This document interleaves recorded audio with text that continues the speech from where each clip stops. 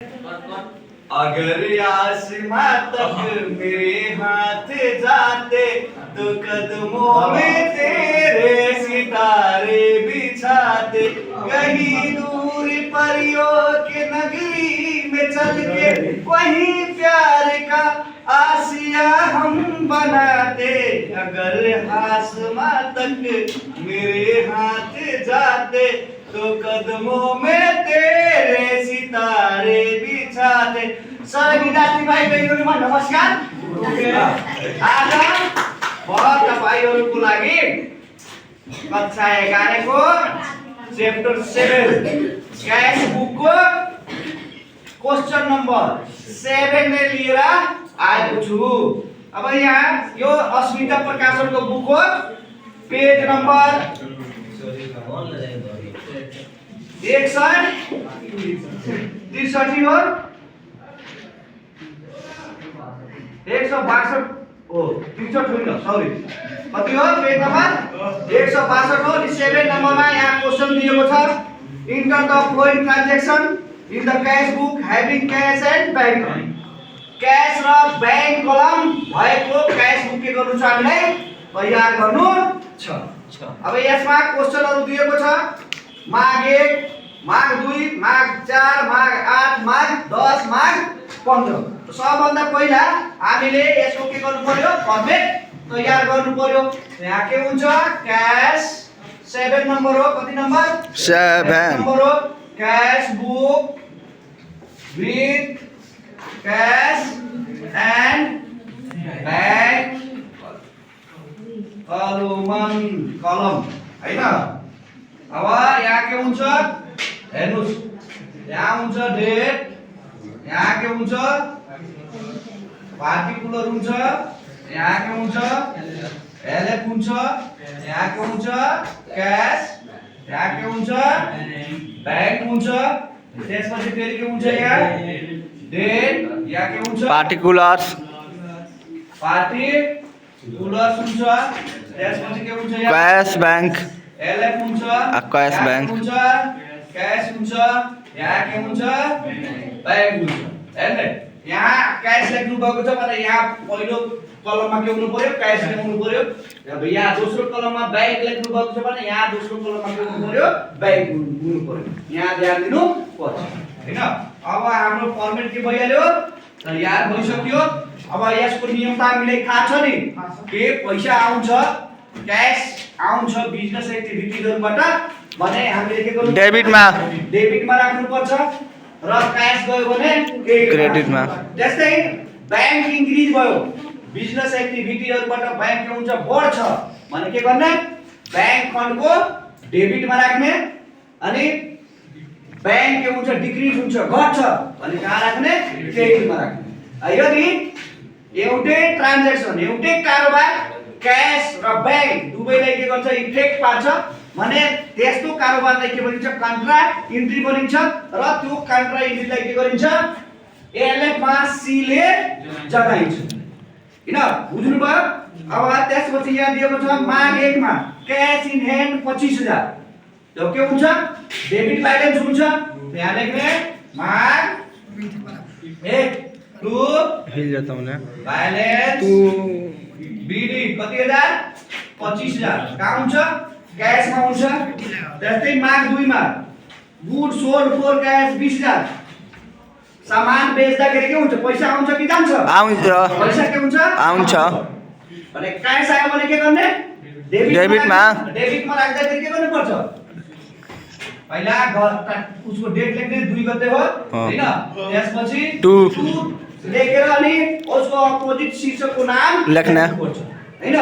के हुन्छ यहाँ सैलरी अकाउन्ट कति हजार 20000। अब त्यसपछि दिएको छ माग 4 मा क्याश डिपोजिट इन्टु बैंक 30000। अब क्याश डिपोजिट गरिरहेको छ बैंकमा भने बैंक के हुन्छ, इन्क्रिज हुन्छ, बैंक के भइरहेको छ, इन्क्रिज भइरहेको छ, बढिरहेको छ भने बैंक बढ्दाखेरि के हुन्छ, बैंक पर्सनल अकाउन्ट हो।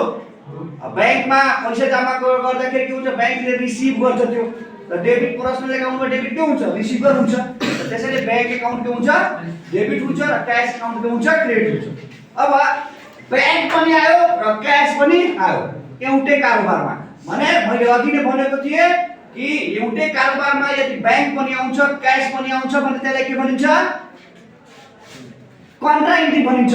र त्यसलाई अभिलेख राख्दाखेरि क्यास बुकमा एलएफ मा सी ले के गरिन्छ? जनाइन्छ।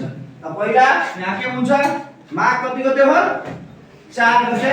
यहाँ लेख्ने माग 4 गते टु क्यास अकाउन्ट। अमाउन्ट कहाँ राख्ने? ब्याङ्कमा राख्ने। किनभने यसको जर्नल इन्ट्री के हुन्छ? Bank account DR to cash account हुन्छ। 30,000 दिएको छ रकम, 30,000 डेबिटमा हुन्छ, 30,000 के हुन्छ? क्यासको क्रेडिटमा हुन्छ। तब यहाँ लेजरको रुल अनुसार यो पनि के हो? क्यास बुक बनेको लेजर नै हो हैन? तर यसमा दुईटा के हुन्छ? यो यसमा दुईटा महल दिएको छ। र लेजरको रुल अनुसार अपोजिट खाताको के गर्नुपर्छ? नाम राख्नुपर्छ। अनि रकम जुन खाता तयार गरिएको छ त्यो खातामा के गर्नुपर्छ? राख्नुपर्छ। यहाँ टु क्यास अकाउन्ट 30,000 रकम कहाँ राख्ने? ब्याङ्कमा। अनि फेरि यहाँ के लेख्ने? माग 4 भाइ के हुन्छ? Bank account. किनभने यहाँ एउटै खाता हुन्थ्यो अनि एक साइडमा हुन्थ्यो। तर यहाँ क्यासको पनि छ अनि यहाँ के छ? ब्याङ्कको पनि खाता तयार गरिरहेको छु। त्यसैले यसमा यो जर्नल इन्ट्रीमा के छ? क्यास पनि छ र ब्याङ्क पनि छ। त क्यासमा पनि जान्छ र ब्याङ्कमा पनि जान्छ। यहाँ भाइ ब्याङ्क अनि रकम कहाँ लेख्ने? 30,000 क्यासमा लेख्ने। अब यो 30,000 यहाँ ब्याङ्कमा पनि आयो, यो 30,000 कहाँ आयो? क्यासमा आयो। भने यो इन्ट्रीलाई के भनिन्छ? कन्ट्रा इन्ट्री भनिन्छ। र यसलाई एलएफमा के भनिन्छ? सी ले जनाइन्छ। सी ले जनाएको शीर्षक के हुन्छ? यसको अर्थ हुन्छ यो कन्ट्रा इन्ट्री यो दुवै साइडमा के होला? पोस्टिङ भएको होला।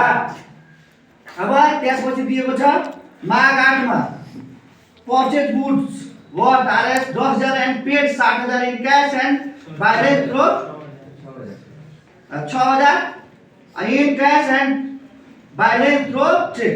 परचेज गरेको छ 10,000 को अनि क्याश कति दिएको छ? 6,000। बाँकी के भनिरहेको छ? चेकबाट दिनु छ हैन? अब के हुन्छ? यहाँ माग 8 मा भाइ के हुन्छ? परचेज। क्याश कति गएको छ? 6,000 राख्ने।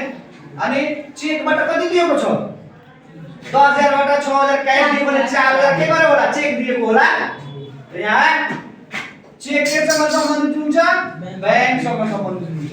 त्यसैले 4,000 कहाँ जान्छ? ब्याङ्क कलममा जान्छ। बुझ्नुभयो? अब त्यस्तै दिएको छ माग 10 मा withdraw Rs 10,000 cash from bank for office use.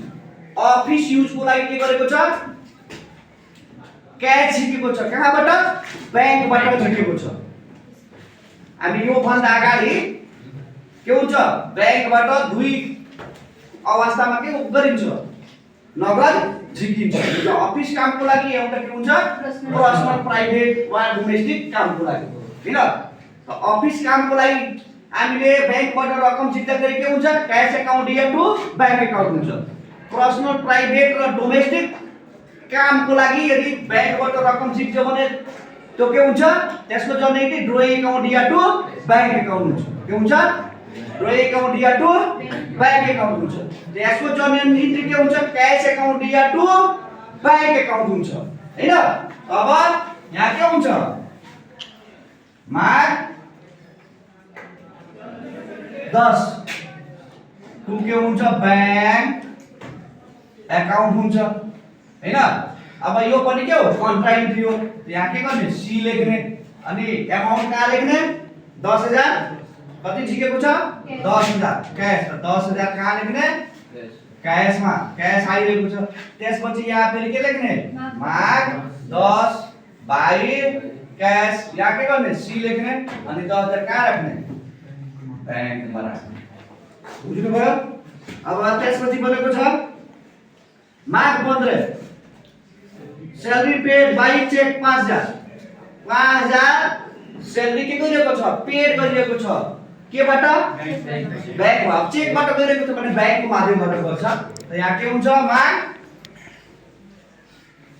गते कति हो 15 कति हो भाइ के हुन्छ स्यालेरी कति हजार 5000 दिएको छ यहाँ कति राख्ने 5000 राख्ने अब के गर्ने दुवै साइडलाई पहिला जोड्ने यो कति भएको छ 25 र 20 कति हुन्छ 25 20 45 40 र 10 कति हुन्छ 55 यो कति छ 30 अब यो साइडको जोड्ने 10 5 15 4 कति हुन्छ 19 19 हुन्छ अनि यो 30 र 6 कति हुन्छ 36 कुन साइडको बढी छ यो साइडको बढी छ दुवैमा हैन त के हुन्छ यहाँ राख्ने 55,000 यहाँ कति हुन्छ 3000 30,000 जा अनि यहाँ फेरि के हुन्छ 36000 36,000 हुँदैन हाँ। जुन बढी छ योसँग नि फाइनान्स मिलाउनु ओहो। फाइनान्स के छ गर्छौ हामीले ओ मिलाउनु पर्छ जुन बडी छ भने त्यससँग मिलाउनु छ यहाँ कति हुन्छ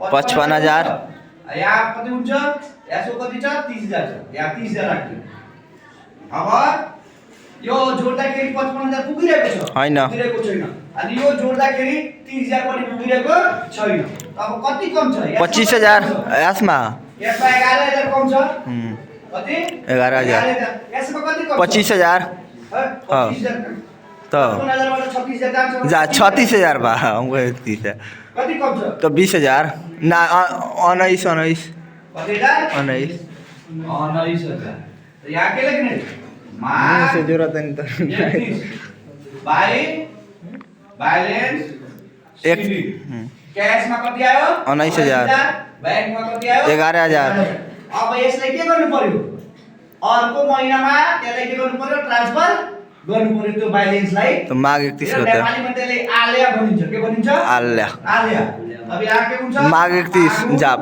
31 फागुन 1 2 हम गड़बड़ाए थे ना बैलेंस बीडी कति हजार यसमा कति हुन्छ 19,000 यसमा कति हुन्छ 11,000 ताई यसलाई के लेख्न सकिन्छ cash in hand 19,000 cash at bank 11,000 हामी यहाँ के गर्ने बैलेन्स लेख्ने अब यो हिसाब के भयो क्लिक भयो तपाईहरु मेरो यो युट्युब च्यानललाई लाइक गर्नु होला सब्स्क्राइब गर्नु होला शेयर गर्नु होला बेल बटन को ध्यान दिनु होला तपाईहरु सब्स्क्राइब गरेर अनि के गर्नुपर्छ मैले हालेको भिडियो दुई चोटी तीन चोटी के गर्नुपर्छ हेर्नु पर्छ अनि हेरेर अनि के गर्नुपर्छ बनाउनु पर्छ त्यो हेरेर त्यसैबाट बनाउने होइन अब युट्युबको हेर्दैको छ त्यसैबाट जे बोलेको त्यो सार्ने होइन सुन्ने किताबको आफैले के गर्ने बनाउने अब फेरि के गर्ने यो भिडियो निकाल्ने अनि फेरि हेर्ने कि कतिवटा सही बनाएको छु कतिवटा गल्ती बनाएको छु बुझ्नु भयो नमस्कार धन्यवाद